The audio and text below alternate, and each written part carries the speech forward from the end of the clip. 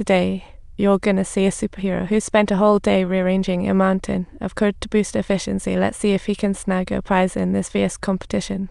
But to look more impressive, he decided to pretend to be the big boss of a startup. After some impressive pancake drawing, he hired Ryan, a homeless guy who was just hanging around, for a daily rate of $30. Jack then sat with Ryan in his clunky old car waiting for a long, excruciating 10 hours. Finally, they got a fire alarm, and Jack bolted like a wild horse, ready to ride. Ryan was supposed to be his GPS, but he was so nervous he directed them off course on his first school classic. Upon arrival, they saw competitors mocking them. Jack, furious as a burst balloon, yelled at Ryan. Luckily, 2 blocks away, there was another shooting, but of course, they were late again. The competitors had already wrapped up shooting, and Jack was filled with rage as he looked at the police tape and the victims in the distance. Suddenly, a light bulb went off and he sneakily slipped into the house, ready to capture something juicy. There wasn't much of a bloody scene inside, but 2 bullet holes in the fridge caught his eye. He sprinted over, placed the victim's photo by the bullet holes, took a photo, and took a victim's letter. As a result, his video got Anna singing his praises like he just struck gold. Without thinking too much, Jack instantly made the video the morning news headline, and Anna's approval made him float on air. His inner ambition began to swell as his filming career skyrocketed, providing over 20 headlines in just 2 months. To further boost his shooting efficiency, he splurged on a supercar. Talk about having money to burn. However, Ryan still only earned $30 a day per guy. With the new car and gear, Jack felt like he had cheat codes. He always arrived at the scene first. That day, Jack arrived first at the scene to film, unaware the opposite driver was calling the police. The driver lost it and cursed him out, leaving Jack no choice but to scurry to the accident site. As he stood at the top of the hill filming the scene, a hidden injured person behind a car caught his eye. He swiftly dropped his camera and ran to the injured victim, not to help, but to drag him next to the wreck for a photo shoot. He just kept filming the victim without a care until the cop showed up to stop him.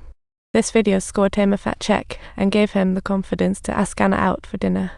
Though he wasn't thrilled, he had to ask Anna out, and she reluctantly agreed. But when she happily walked out of the newsroom, her waiting competitor jumped her and lit her up. Seeing Jack rising in strength, the competitor wanted him on board and had already bought a new car, just needed Jack's okay to emerge force. The competitor promised not only to supply equipment, but also to share half the city's areas to avoid missing out on hot news. This way, they could quickly dominate the market, with profits split right down the middle.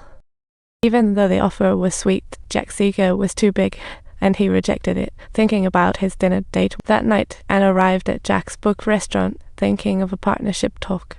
But little did she know, Jack was really interested in her assets, making it super awkward for Anna. Although Jack was not quite the fit for her job, he definitely did his homework on Anna's background. Because her ratings were always below par, Anna switched stations every couple of years. And her current contract was also nearing its end. Her ratings would determine if she could renew. If she switched stations now, she'd only have 2 options left facing the devil's wrath. Unfortunately, Anna had to play along with Jack, and his good days wouldn't last long either. Soon enough, she hit a roadblock in her next interview. Her competitors teamed up with others. They had 2 cars ready to roll, allowing them to consistently beat Jack to the scoop. As the video quality plummeted, even goddess Anna lost faith in Jack.